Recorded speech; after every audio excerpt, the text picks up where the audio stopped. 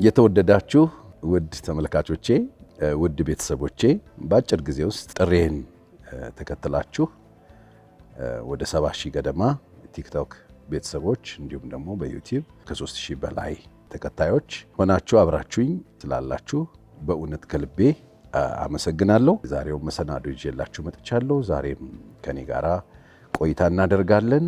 እግዚአብሔር አምላክ በያላችሁበት ስፍራ ቀናችሁን ብሩህ እንዲያደርግላችሁ ዛሬ የምንማረው ዛሬ የምናነሳው ቶፒክ በእያንዳንዳችን ውስጥ ደግሞ መልካምን ነገር ሰርቶ ለሌሎች ሰዎች የምንተርፍበትን መልካምን ግንዛቤ የምናገኝበት እንዲሆን እየተመኘው የዛሬ ፕሮግራሜን ጀምራለሁ። ዛሬ እንግዲህ በጣም ተማው ላይ አሁን በጣም የሚናፈስ እንዲሁም ደግሞ ሊሰራበት የሚገባ ሰዎች ሊረዱት የሚገባ ሊያውቁት የሚገባ አንድ ወሳኝ ነጥብ አነሳለሁ። እንደገናም ደግሞ ምናልባት ይህንን ጉዳይ ከዚህ በተለየ መልኩ የምትረዱ ሰዎች ካላችሁ እንደ እግዚአብሔር ቃል ነው ይህንን ማወራው።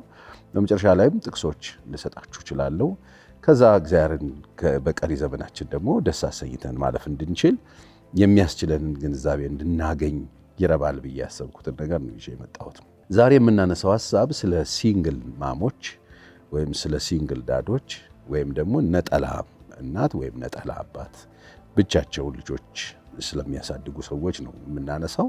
ነጠላ ወላጆች ወይም ደግሞ ሲንግል ማሞች ሰዎችን እንዲሆኑ የሚያደርጋቸው ምክንያቶቹ ምንድን ናቸው የሚለውን መጀመሪያ እናነሳለን።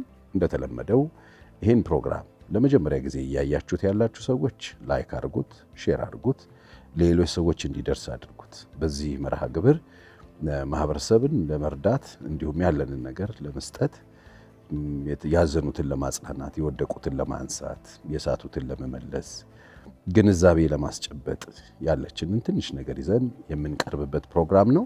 ስለዚህ ሌሎች ሰዎች ጋር ደርሶ ጠቃሚ እንዲሆን የበኩላችሁን አስተዋጽኦ እንድታደርጉ በዚህ አጋጣሚ ጥሪዬን አደርግላችኋለሁ። ያላደረጋችሁት አድርጉት፣ ተደራሽነቱ ሰፊ እንዲሆን ማለት ነው። አብራችሁ እንድትሆኑ ይህን አገልግሎትም እንድትደግፉ በዚህ አጋጣሚ ጥሪ አቀርብላችኋለሁ። ለተመረጥ ተነስቶ ሰዎች ሲንግል ማሞችን ምንም እንዳይሉ ሲንግል ሆነው ልጆቻቸውን የሚያሳድጉ አባቶችን ስንፍና እንዳይናገሩ የሚጠቅም በምን ምክንያት ሰዎች እዚህ ውስጥ ሊገቡ እንደሚችሉ የተወሰነ ነገር ነግራችኋለሁ። የመጀመሪያው ከጋብቻ በፊት የሚደረግ ብዙ ጊዜ አንስቼዋለሁ። ኢንፋክት ግን ምናልባት ይሄ እውነት በዚህ መልክ ደግሞ በዚህ ሚዲየም ላይ ቢቀመጥ ስለሚጠቅም ነው። መላው ዓለም ሆናችሁ የምታዳምጡ ሰዎች ይህንን ቋንቋ የምትናገሩ ሁሉ በዚህ ጉዳይ ላይ ምናልባት ግንዛቤያችሁን፣ ንግግራችሁን፣ አስተሳሰባችሁን፣ ጀጅመንታችሁን እንድትቀንሱ ሊረዳችሁ ይችላል ብዬ ስለማስብ ነው። ስለዚህ የመጀመሪያው ጋብቻ በፊት የሚፈጸም ወሲብ ነው። ለዚህ ነው ከጋብቻ በፊት ሰው ወሲብ ባይፈጽም ብለን የምናስተምርበት አንዱ ምክንያት በዛ አጋጣሚ የሆነ ነገር ሀፕን ቢያደርግ ሰዎች ለመጋባት ዝግጁ ሳይሆኑ ይቀሩና ሴቶቹ ይወልዱታል። ከዛ ብቻቸውን ወይም ለማሳደግ ወይ ዘመድ ቤት ለማሳደግ ብቻቸውን ዋጋ ለመክፈል ይገደዳሉ። ዛሬ አብዛኞቹ ሲንግል ማም የሆኑ ሰዎችን አይታችሁ ከሆነ አንደኛው ምክንያት ይሄ ነው። ከጋብቻ በፊት ልጅ ሆኜ፣ ወጣት ሆኜ፣ ትምህርት ቤት ሆኜ፣ ሃይስኩል ሆኜ፣ ግቢ ሆኜ በአፍላ ፍቅር ከጓደኛዬ ጋር ይሄን አደረግን። ከዛ እርግዝና ሲፈጠር ዝግጅት ስላልነበረን ሳልወድ በግዴ ለብቻዬ ልጄ ለማሳደግ ተገድጃለሁ ብለው ሰዎች እዚህ ነገር ውስጥ ይወድቃሉ። ስለዚህ አንደኛው ከጋብቻ በፊት የሚደረግ የወሲብ ግንኙነት ነው ሰዎችን ነጠላ ወይም ሲንግል የሚያደርጋቸው። ይሄ መጀመሪያው ነው። ሁለተኛው ትዳራቸው በአንድም በሌላም ምክንያት ሊፈርስ የሚችልባቸው እድሎች ይፈጠራሉ። ሰዎች ፍቺ ይፈጽማሉ። ከዛ በኋላ ብቻቸውን ተጋብተዋል፣ አግብተው ነው የወለዱት። ከወለዱ በኋላ ደግሞ አብሮ ለመኖር በጣም ይቸገራሉ። እዚህም ጋር በጣም በሰፊው ብዙ ነገር የማነሳበት አንዱ ምክንያት ሰዎች ሳይገባቸው ዘለው ጋብቻ ውስጥ ሲገቡ ከገቡ በኋላ የመውለድ እድል ይፈጠራል። ከዛ ደግሞ አብሮ ለመኖር የሚያስችል እውቀትም ግንዛቤም ዝግጅትም ስለሌለ ሳይወዱ ከትዳሩን ለቀው ለመውጣት ወይም ትዳሩን ለማፍረስ ይገደዳሉ።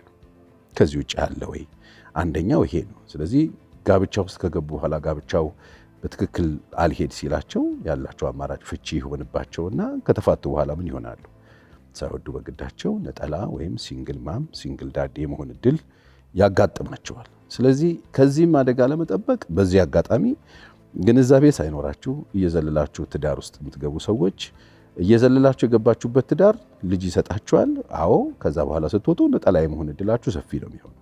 ስለዚህ ከማግባታችሁ በፊት ብዙ ነጠላ ወይም ደግሞ ሲንግል የሆኑ ሰዎች ላይ አስተያየት ባትሰጡ፣ ባትቸኩሉ፣ ስንፍና ባትናገሩ በዚህ አጋጣሚ ምክሬን ለግሳለሁ። ዞሮ ዞሮ ሰዎች ከገቡ በኋላ በዚህ ምክንያት ሲንግል የመሆን እድል ይከሰትባቸዋል። ሁለተኛው ይሄ ነው። ሌላው ባል ወይም ሚስት ይሞቱና ታውቃላችሁ። ሰዎች ሳይወዱ በግዳቸው 3፣ 4፣ 5፣ 6፣ 7 የኔ እናት 9 ልጅ እያላት አባታችን የሞተው በጣም በሚገርም ሁኔታ ብቻዋን ለማሳደግ ተገዳለች። ስለዚህ ሰው ሲንግል ማምና ሲንግል ዳድ ሊሆን የሚችልበት ወይ ባል ወይ ሚስትን በሞት ያጣና ብቻቸውን ልጆችን ለማሳደግ የሚጋፈጡበት ብቻቸውን የልጆች እናት ወይም የልጅ አንድም ይሁን 2 ልጅ የማሳደግ እድል ሊገጥማቸው ይችላል። ስለዚህ በሲንግል ማሞችና በሲንግል ዳዶች የምናውቃቸው በዓለማችን ላይ ያሉት ከነዚህ ሶስቱ በከፊል እነዚህ ሶስቱ ናቸው የሚሆኑት። አንደኛው ከጋብቻ በፊት የሚደረግ ወሲብ ለችኮላ ወጣቶች ያደርጉትና እርግዝና ተፈጥሮ ይወለዳል። ሁለተኛው በፍቺ ምክንያት ሰዎች ሲንግል ማም ሊሆኑ ይችላሉ፣ ሲንግል ዳድ ሊሆኑ ይችላሉ። ሶስተኛው በሞት ምክንያት ሰዎች ቋሚ ፍጥረቶች አይደለንም፣ በአንድም በሌላ ምክንያት ልጆች ወልደን ልናልፍ እንችላለን። ካለፍን በኋላ ምን ይሆናሉ? ሰዎቹ ሳይወዱ በግዳቸው ብቻቸውን ልጆችን የማሳደግ እድል ይገጥማቸዋል። ስለዚህ ዛሬ ይህንን ሳነሳ እነዚህ ብቸኛ ወላጆች ላይ ያለውን ተደራራቢ ጫና፣ ችግሮችን፣ ተግዳሮቶችን አስበን ምናልባት ለእነዚህ ሰዎች የነበረን እይታና አተያይ እንዲቀየር፣ ለእነዚህ ሰዎች ያለን ምልከታ እንዲቀየር፣ እነዚህ ሰዎች ሁሉም ተመሳሳይ የሆነ ምክንያት እዚህ ውስጥ እንዳላስገኛቸው አውቀን ለእነዚህ ሰዎች ርኅራኄ እንድናሳይ ልናበረታታቸው የሚገቡ በጣም የሚገርሙ አይነት ሰዎች እንደሆኑ ልናውቅ ያስፈልጋል። ስለዚህ በአንድም በሌላ ምክንያት ሲንግል ሆነው የሚኖሩ ሰዎች እንደ ክርስቲያን ማወቅ ያለብን ነገር እኛ እንግዲህ እኔ ክርስቲያን ነኝ፣ መጽሐፍ ቅዱስ ሰብካለሁ፣ አስተምራለሁ፣ ቤተክርስቲያን ውስጥ አገለግላለሁ።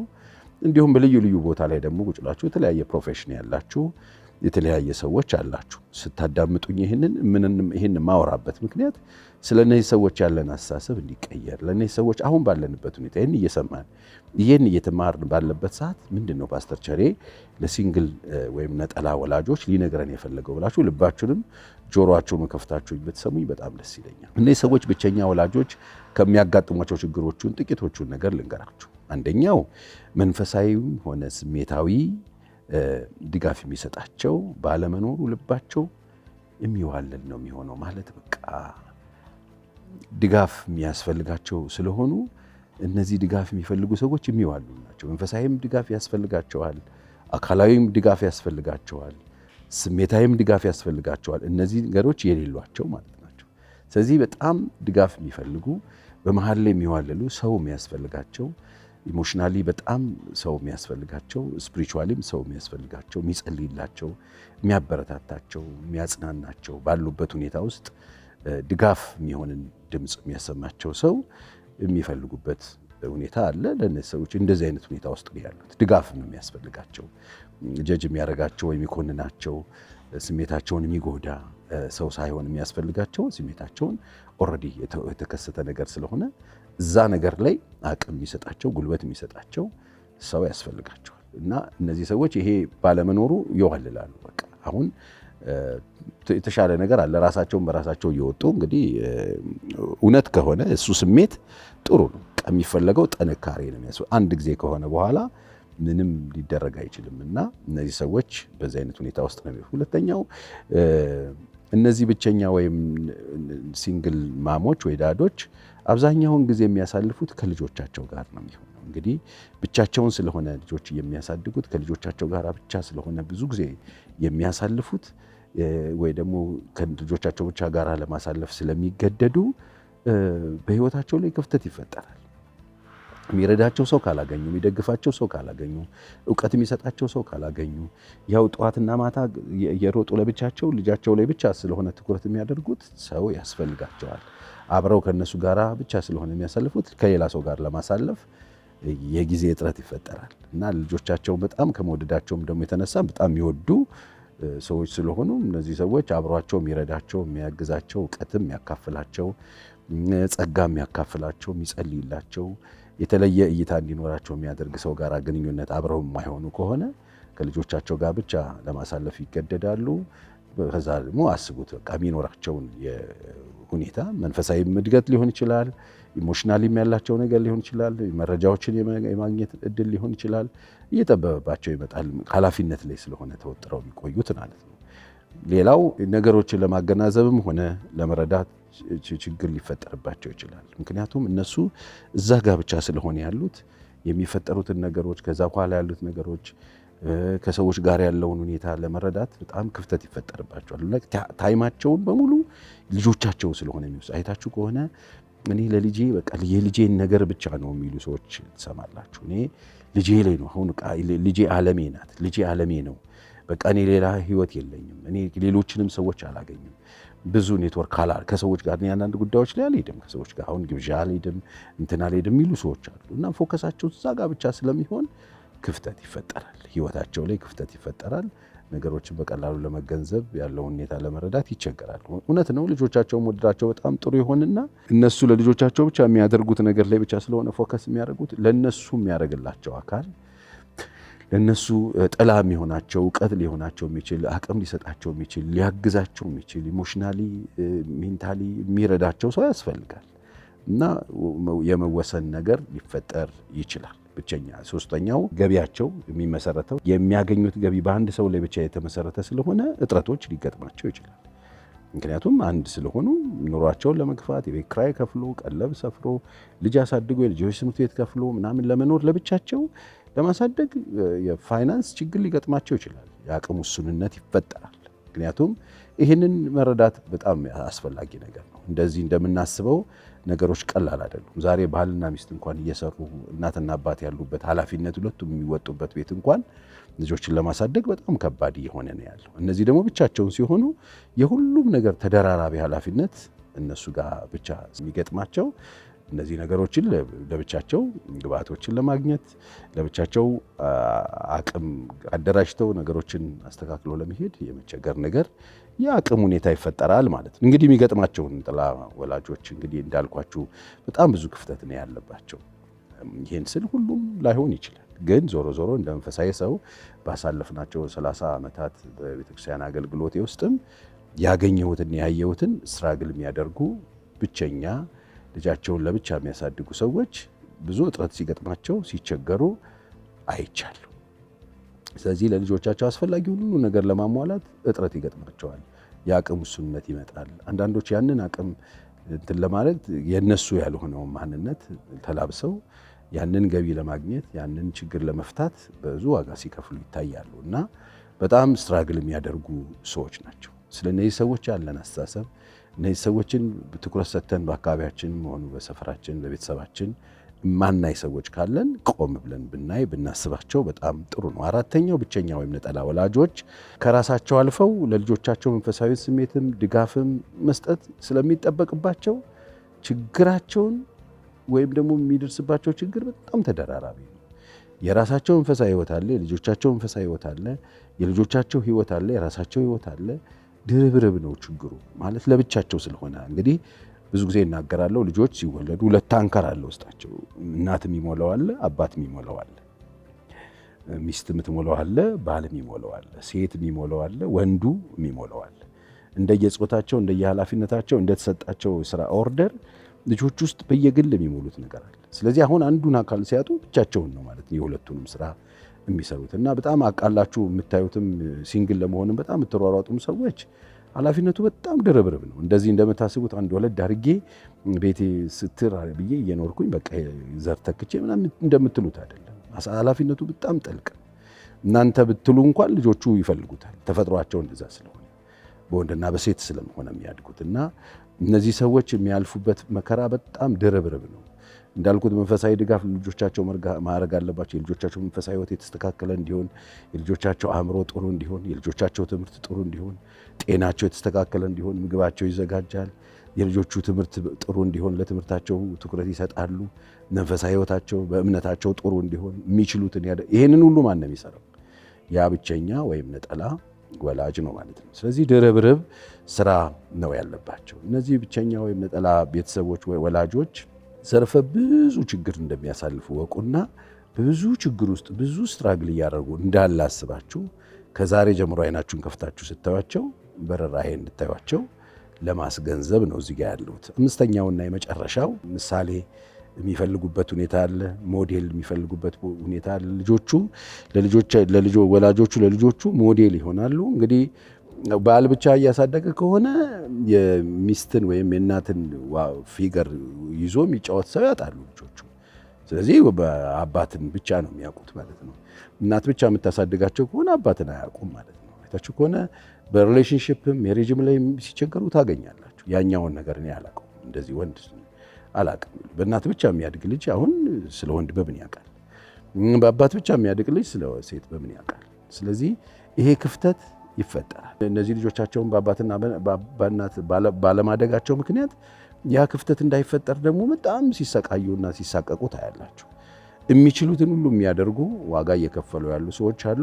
እንደገና ደግሞ ምንም ነገር እንደማይፈጠር ይህን ነገር አለባብሰው ደግሞ ችግር የሌለው ገነት አድርገው ይህንን ህይወት ሊሰብኩ የሚፈልጉም ሰዎች አሉ። በእርግጥ ይህንን እነዚህ በሞት ምክንያት ወላጆቻቸውን ባሎቻቸውን ያጡ ወይም ደግሞ በፍቺ ምክንያት ከባድ ነገር ገጥሟቸው ፍቺ የፈጸሙ ሰዎች ጋር ብዙ አይታይም። ከጋብቻ በፊት ግን ወሲብ ፈጽመው ልጆች የወለዱ ሰዎች አካባቢ ይሄ ሙቀት ይታያል።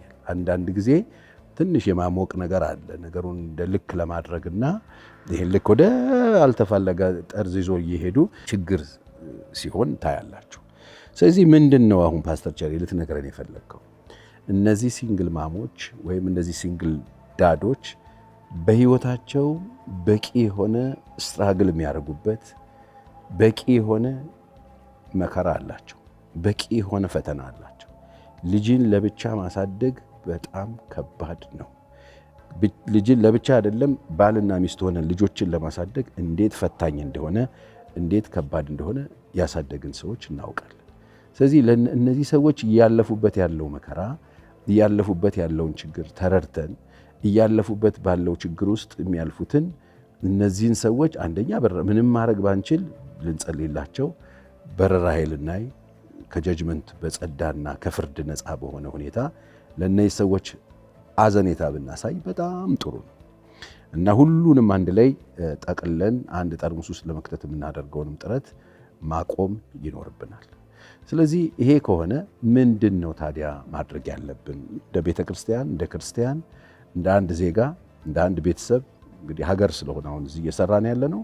እንደ አንድ ዜጋ አብሮ እንደሚኖር አንድ አይነት ቋንቋ እንደሚጠቀም አንድ ሀገር እንዳለው ሰው በያለንበት በየተበተንበት በየትኛውም ቦታ ላይ ያለን ሰዎች እንደዚህ አይነት ሰዎችን በጣም ልንጠነቀቅላቸውና ልናደርገው ስለሚገቡ ትንሽ ነገሮችን አንድ ሶስት ነገሮችን እናገራለሁ። ምክንያቱ ሲባል እነዚህ ሰዎች ሰብአዊ ክብራቸውን መጠበቅ በየቀኑ ለእነዚህ ሰዎች እየተጋፈጡ ያሉትን ነገሮችን ተረድተን የሚኖሩትን ከባድ ህይወት ተረድተን ልንጸልይላቸው፣ ይህንን ተገንዝበን ለእነዚህ ሰዎች አስፈላጊውን መንፈሳዊ ድጋፍ አስፈላጊውን አካላዊ ድጋፍም ካስፈለገ በስራ ማገዝ ካለብን በአንዳንድ ነገር ላይ ለእነዚህ ሰዎች ይህን ማድረግ በጣም አስፈላጊ ነው። ለምን ይህን አልኩኝ?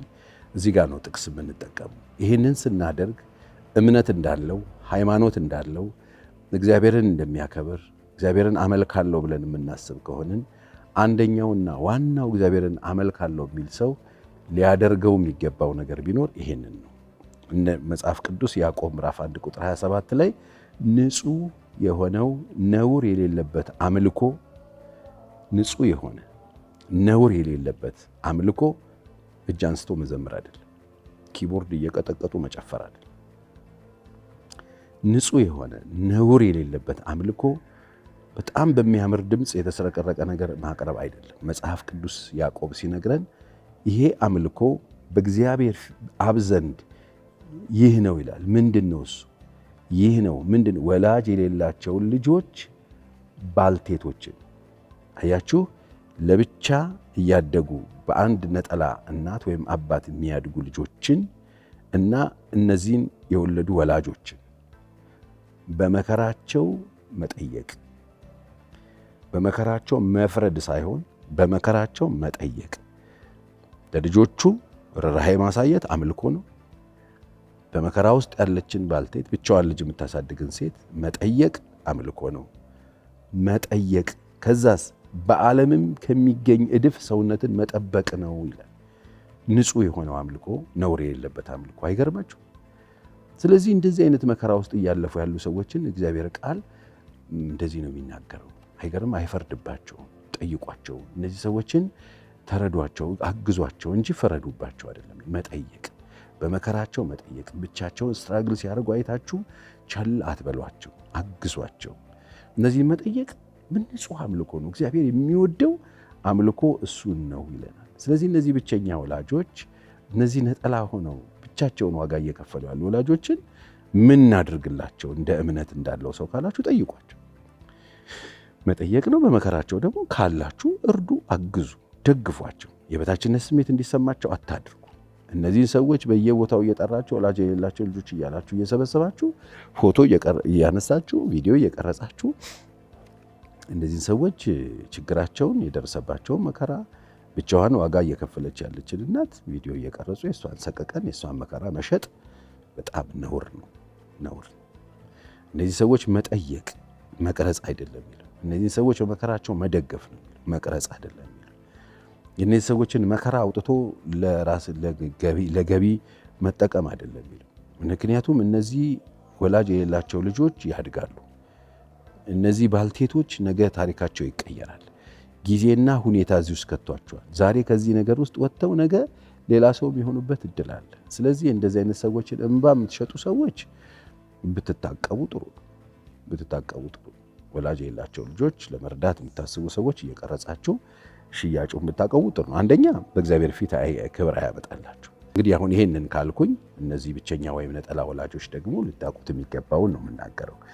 እንግዲህ የኛ ድርሻ እንዳልኩት መጠየቅ፣ እንደዚህ ሰዎችን በመከራቸው መርዳት፣ እነዚህ ሰዎችን በምንመለከትበትን እይታና አይን ማስተካከል ጥሩ ነው። እናንተ ነጠላ ወላጆች ደግሞ እናንተ ብቻችሁን ልጆች የምታሳድጉ ሲንግል ማሞች፣ ሲንግል ዳዶች በያላችሁበት ስፍራ ልታውቁት የሚገባው እውነት ምንድን ነው?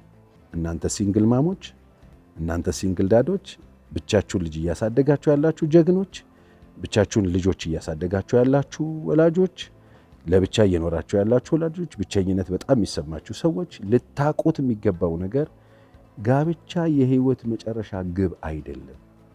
ባለማግባት ወይም ደግሞ ብቻችሁን ልጆች በማሳደጋችሁ ምክንያት የሆነ ነገር እንደጎደለበት ማሰባችሁን ማቆም አለባችሁ። ይሄ በጣም ወሳኝ ነገር ነው። በዚህ ምክንያት የብዙ ሰዎች ህይወት በጣም የሆነ ጎዶሎነት እየተሰማው እንዲኖር ይገደል። ስለዚህ ማግባት በጣም ጥሩ ነገር ነው። አለማግባትም ደግሞ የዚህን ያህል ከባድ አይደለም። ይህንን ልታስተውሉት ያስፈልጋል። ምክንያቱም አንድን ሰው ማግባት ሙሉ አያደርገውም። ማግባት ሙሉ የሚያደርግ ነገር አይደለም። ሰውን ሙሉ የሚያደርገው ኢየሱስ ክርስቶስ ነው። ሮሜ 3:23 ሰው ሁሉ ኃጢአትን ሰርቷል፣ የእግዚአብሔር ክብር ጎሎታል። ሰው የጎደለው የእግዚአብሔር ክብር ነው።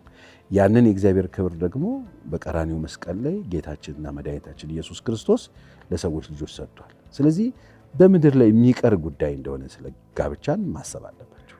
ሰማይ የሚሄድ አይደለም። እዚህ ምድር ላይ ያለን በጣም ለአጭር ጊዜ 70-80 ዓመት በምድር ላይ እንኖራለን። በነዛ ጊዜያቶች ውስጥ አብሮን የሚኖር እንጂ አብሮን ተገታትሎ ሰማይ የሚመጣ የሚቀጥል ነገር አይደለም። እዚሁ ምድር የሚቀር መሆኑን ማወቅ በጣም ያስፈልጋል። ስለዚህ ይሄ ለእናንተ በጣም ወሳኝ ነገር ነው። ብቸኝነታችሁን እንደ ትልቅ ጉድለት የምትቆጥሩበት ምክንያት መኖር የለበትም። ሁላችሁም እንደዚህ ታስባላችሁ እያልኩኝ አይደለም። ግን ምናልባት ብቸኝነታችሁን ያገቡ ጓደኞቻችሁ ጋር ስትሄዱ፣ ያገቡ ቤተሰቦቻችሁ ጋር ስትሄዱ ብቻችሁን እናንተ በመሆናችሁ ምክንያት መጥፎ ስሜት እየተሰማችሁ ከሆነ ይሄንን አስቡ። ሁለተኛ በእግዚአብሔር ማረፍ አለባችሁ። እረፍታችሁ በእግዚአብሔር መሆን አለበት። በእግዚአብሔር አርፋችሁ መኖርን መልመድ አለባችሁ። በእግዚአብሔር እረፍ በሉ። ጉድለታችሁን ክርስቶስ እንደሞላው እመኑና በእግዚአብሔር እረፍት አድርጋችሁ መኖር አለባችሁ። የሁል ጊዜ ጎዶሎነት የሚሰማችሁ ከሆነ የእናንተን ጎዶሎነት አሁን መጥቶ ለልጆቻችሁ አባት የሚሆን የእንጀራ አባት የእንጀራ እናት እንኳን ብታገኙ ሙሉ አትሆኑ። ለምን ካላችሁን የሰውን ጎዶሎ ትዳር ሞልቶት አያውቅም፣ ወደፊትም አይሞላውም። ስለዚህ በእግዚአብሔር ማረፍን መልመድ አለባችሁ። በእግዚአብሔር እረፍ ብላችሁ ኑሮዬ ይበቃኛል፣ ለሚለው ግን እግዚአብሔርን መምሰል እጅግ ማትረፊያ ነው ይላል መጽሐፍ ቅዱስ። ስለዚህ ወደዚህ ምድር አንዳች አላመጣንም፣ አንዳች ይዘን ልንሄድ አይቻለንም። ምግብና ልብስ ከኖረን ይበቃናል ይላል። ስለዚህ ይበቃኛልን ልመዱ። አሁን የምትኖሩትን ኑሮ ኢንጆይ ታደርጉታላችሁ። በቃ እግዚአብሔር ይመስገን ጎዶሎ አይደለም፣ እግዚአብሔር አለኝ፣ ክርስቶስ አለኝ ብላችሁ በእግዚአብሔር አርፋችሁ መኖርን መልመድ አለባችሁ።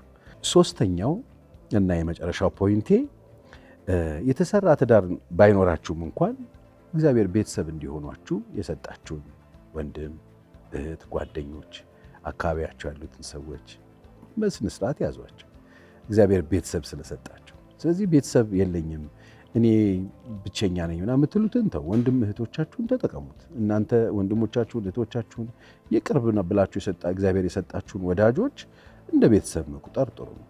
ዛሬ ሰው በብሔር እየተቧደነ በአስተሳሰብ በርዕዮት እየተለያየ እየተበጣጠሰ ስለመጣ እንጂ የሰው ዘር አንድ ነው። እግዚአብሔር የሰራው ሰው ዘር አንድ ነው። በመካከላችን አመፀኞች የሚፈልጉትን ለማግኘት ሲሉ በሰውና በሰው መካከል፣ በወንድማማቾች መካከል፣ በቤተሰብ መካከል፣ አብሮ አደጎች መካከል ዘራቸውን እየዘሩ እንዳንቀራረብ፣ እንዳንፈላለግ፣ እንዳንዋደድ፣ እንዳንከባበር አደረጉን እንጂ እግዚአብሔር የሰጠን ብዙ ቤተሰብ አለ። በተለይ ቤተክርስቲያን አካባቢ ያላችሁ ቅዱሳን ወንድምና እህቶቻችሁን ክርስቶስ ኢየሱስ በመስቀል ሞት የሰጣችሁ መሆኑን ይወቁ። ታውቃላችሁ፣ ደህንነታችሁና ህብረት በክርስቶስ የመስቀል ስራ የተገኘ ነው። በቃ ዘር የለም፣ ቋንቋ የለም፣ ነገድ የለም፣ ምን የለም። ከዘር ከነገድና ከቋንቋ ነው ሰዎችን ሁሉ የዋጀው። ስለዚህ በክርስቶስ ኢየሱስ የተገዙ የእግዚአብሔር ቤተሰቦችን ደግሞ እንደ ቤተሰብ አድርጋችሁ ቆጥራችሁ ከብቸኝነት ውስጥ ወጥታችሁ በደስታ እንድትኖሩ ለማስገንዘብ ነው የመጣሁት። ስለዚህ ቆም ብላችሁ እነዚህን ሰዎች በአካባቢያችሁ፣ እነዚህ ሰዎች በቤተሰቦቻችሁ አካባቢ እህት ወንድሞቻችሁ ቢሆኑ፣ እናንተ ጎረቤት ቢሆኑ፣ እናንተ አጥቢያ ቤተክርስቲያን፣ እናንተ ቤተ እምነት ውስጥ ቢሆኑ እንደዚህ አይነት ሰዎች ካሉ ለእንደዚህ አይነት ሰዎች እስቲ ርኅራኄ ያሳዩ። እያሳለፉት ያለው መከራ በቂ ስለሆነ ሌላ መከራ አታምጡባቸው። ስለዚህ እናንተም ደግሞ እዚህ ውስጥ ያላችሁ ደግሞ ሲንግል ሆናችሁ ልጆችን የማሳደግ ወይም ልጅን የማሳደግ ግዴታና ኃላፊነት ወድቆባችሁ ያላችሁ ሰዎች ጎደሎነት እንዳይሰማችሁ። እግዚአብሔር በክርስቶስ ሞልቷችኋል። ጋብቻ ወይም ደግሞ ከሰው ጋር መኖር ለዘላለም ይኖር አይደለም። እዚህ በጣም ለጥቂት ጊዜ ነው። በእግዚአብሔር ረፍት አድርጉ። ሙሉነታችሁን እመኑ። ለልጆቻችሁ ጎደሎነት ስሜትና የተሰበረ መንፈስ አትስጧቸው።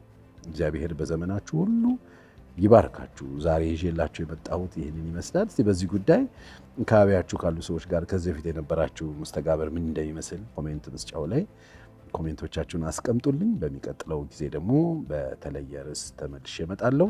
እንግዲህ የሚጠቅማችሁን የሚረባችሁን ነገር ውሰዱት። እኔ ዛሬ እዚህ ጋር የመጣሁትና የተቀመጥኩት አንደኛ ለእነዚህ ሰዎች ርኅራኄ እንድናሳይ፣ ለእነዚህ ሰዎች ያለን አስተያየትና አመለካከት እንዲቀየር፣ እዚህ ሁኔታ ውስጥ ያሉ ሰዎች ደግሞ እንዲጠነክሩ እንዲበረቱ ለማስቻል እዚህ ጋር የቆምኩት። የሚጠቅማችሁ ነገር በሙሉ ውሰዱት። ለሚመለከታቸው ወንድሞቻችሁ ላኩላቸው። በሚቀጥለው ጊዜ እንገናኛለን። የዛሬን በዚህ ያበቃው። ቻው።